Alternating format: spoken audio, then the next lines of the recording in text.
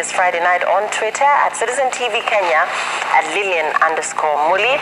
Our sign language interpreter tonight is Yula Nzale. Now, authorities in the country have raised the level of alertness following reports that the Al-Shabaab terror outfit is planning an attack on Kenyan soil this weekend. 4 countries, including the United States and France, have issued terror alert warnings to their citizens in Kenya, asking them to avoid social gatherings and entertainment joints. And as Hassan Mugambi reports, this happens on the backdrop of a high-level security meeting chaired by President Uhuru Kenyatta at State House, Nairobi. Security apparatus in the country are on high alert after several countries warned of the risk of possible terror attacks this weekend and urged their citizens to avoid public places. This as President Uhuru Kenyatta chaired a high-level security meeting with top security chiefs in the country. The meeting brought together regional commissioners, police, regional and county commanders, the Inspector General, his deputies and the DCI under the leadership of Interior Cabinet Secretary Fred Matiang'i and his Principal Secretary Karanja Kibicho, the Commander-in-Chief directing them to continue ensuring the country remains safe. The United States in Kenya issued an advisory dated 28th of January 2022 that states the U.S. Embassy reminds the public of the continued need for sustained vigilance in public locations such as shopping malls, hotels, airports, clubs, restaurants, transport hubs, schools, places of worship and other areas frequented by tourists. The French Embassy in Kenya Thursday issued an advisory on its nationals warning of the danger of an attack in Nairobi in the coming days. It says on its website there is a real risk of places frequented by foreigners such as restaurants, hotels and shopping centers being targeted. Therefore, the people in Kenya are advised to be extremely vigilant and avoid these places in the coming days, including this weekend. The German embassy in Nairobi issued a similar warning, while the Dutch mission said it had been informed by the French of the possible threat and that it considered the information credible. The National Police Service, which did not deny the existence of the threat, asked Kenyans to be vigilant. In a statement, police spokesman Bruno Shioso said the National Police Service assures the public that security in the country has been scaled up through different policing operations. We urge the public to remain vigilant and report any suspicious activities. Kenya has been hit by several attacks waged by the Al-Shabaab group in the past. Hassan Mugambi, Citizen TV. And now to matters health, and it is temporary reprieve for patients seeking treatment at private facilities while dependent on the National Health Insurance Fund after the insurer extended its contract with the health service providers. According to the Kenya Association of Private Hospitals, the current terms of engagement that saw costs of services such as dialysis and surgical services significantly slashed to about 50% did not favor hospitals. And as Raquel Muigai reports, it appears that patients dependent on NHIF can continue receiving their treatment at private hospitals. Claire Kinney is among thousands of Kenyans who have benefited from the National Hospital Insurance Fund. She undergoes dialysis twice every week at a private facility here in Nairobi. Ile sijasema government pia ni mbaya, lakini ile service tunapata ni kitu it's already there, ni kitu iko. Ukienda si ati utapanga laini ama ni nini. Ukienda service, kila mtu anapata service yake according to your time. Before NHIF, the burden of the cost of treatment lied solely on her. Vile nilianza mwanzo kabisa nilikuwa kwa private hospital bado, nilikuwa nalipia 7,500 per session. So kwa session zote mbili ilikuwa 15. Kulikuwa na dawa ya kudungwa. Hata kwa mwezi nilikuwa naenda kufanya monthly lab test.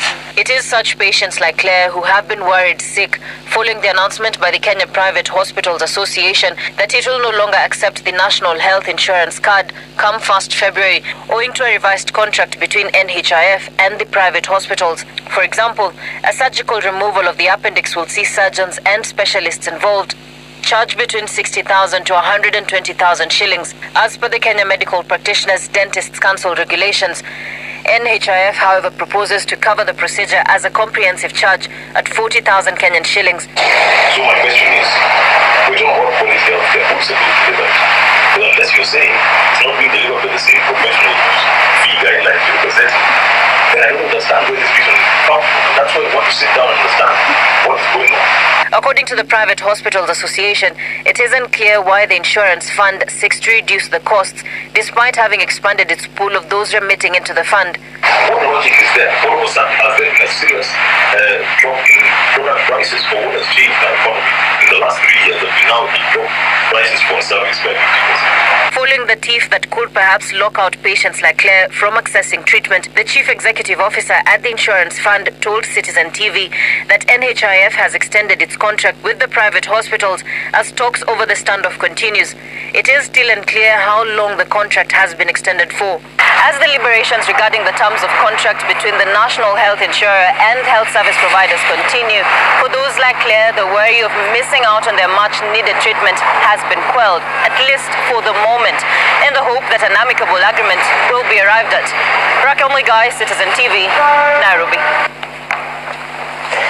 Elsewhere, a former investment manager at the National Security Fund and 3 former senior officials at Discount Securities Limited, as well as the firm Discount Securities Limited, have been convicted over payments of 1.6 billion Kenyan shillings fraud at NSSF. The 4 who will be sentenced on Monday conspired to defraud the fund in a well-orchestrated plan between August 2002 and July 2007. Announced that for shares of the 4, David Githaiga, Executive Director at Discount Securities Limited, Finance Manager Wilfred Weru, Isaac Nyamongo, who was in charge of investment, former NSSF Investment Manager Francis Muturi, Zuriels and Discount Security Limited, all found guilty of conspiring to defraud the National Social Security Fund.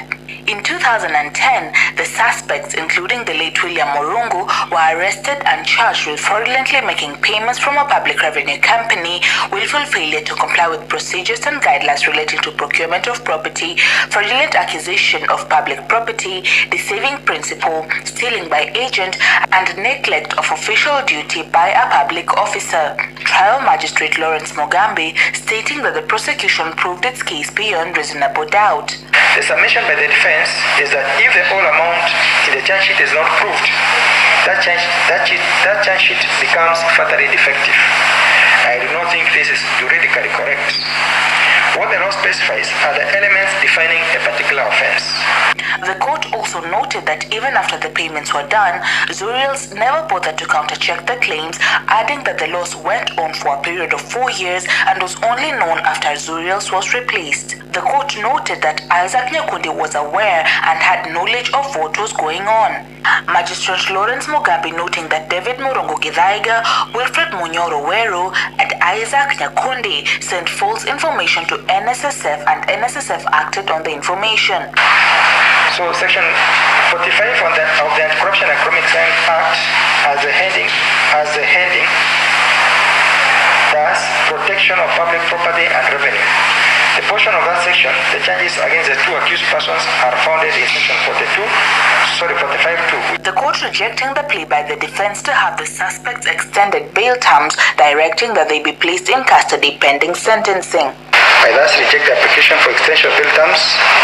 The bonds or bails for the 1st, 4th, 5th, and 6th accused are cancelled pending sentence, and the said accused shall be remanded in custody. The magistrate in his lengthy judgment, however, acquitted former internal audit manager Mary Ndirango and former finance manager at NSSF James Akoya. Sentencing is due on Monday next week. Deputy President William Ruto and newfound ally Musalia Mudavadi sustained their attacks on President Uhuru Kenyatta, accusing him of dictating his succession plans.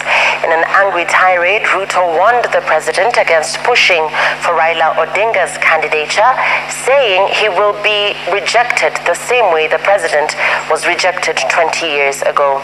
Samogina reports from Bungoma.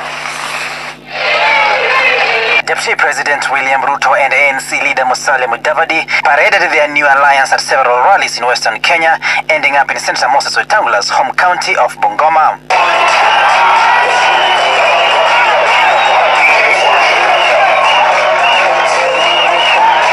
DP Ruto launched a direct scathing attack on his boss, President Uhuru Kenyatta, over his preference for Raila Odinga in his succession race. There is no way I want to tell my friend, the President of Kenya, that the people of Kenya rejected a project 20 years ago. There is no way the people of Kenya today, in the 21st century, can elect anybody's puppet. The people of Kenya are going to make a conscious decision, and they will not buy the nonsense of a project from anybody, including a project from the deep state and the system. We must have freedom of association. We must have freedom of expression. And above all, we must have the freedom to choose and elect in a democratic process the leaders we want for this country, whether from the grassroots to the top position of the president. It must be free and fair. Ruto, Mudavadi and Wetangula, who announced a political pact last Sunday, defended the alliance as one founded on principles. Wanasema ati hatuwezi kuacha mamlaka hapa katika Kenya hii. Tunaweza waachia tu ng'ombe ya grade, lakini hatuwezi kuachia ng'ombe ya kienyeji. Yani ambitions, mistrust and what he terms betrayal, not just from the now defunct NASA, but also within the One Kenya Alliance. Wiper leader Kalonzo Musyoka says he has learned his lesson and that this time he will go at it alone. Chemuto Aigoin, Citizen TV, Makueni County. We're staying with politics, and TSP party leader Mwangi Kiunjuri says his party will field a presidential candidate in the August 9th presidential election, as well as contest all other seats. Kiunjuri has denied claims that his party has joined the Azimio la Umoja movement. Kiunjuri, while addressing rumors of joining the Odinga-led Azimio la Umoja movement, said the Service Party is yet to declare which political outfit to join ahead of the August general election. Kiunjuri stated that TSP will make a major declaration in March this year on which direction to follow. Kiunjuri also received former member of Gilgil Mathengen Derito, who defected from the Jubilee Party.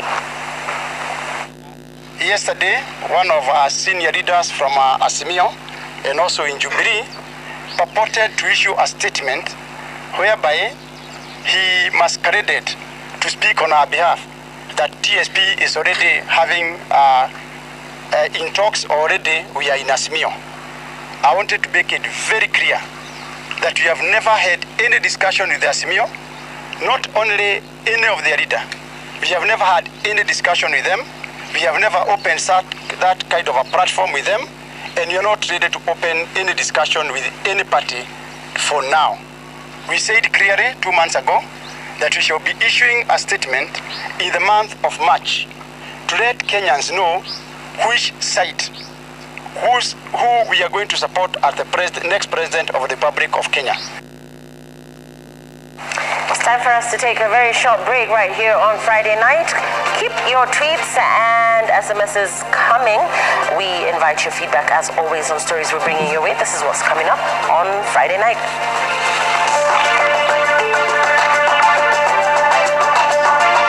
Lack of resources hampers fight against gender-based violence. Own a piece of Havana Estate, Nakuru Phase 2 at 599,000 shillings only.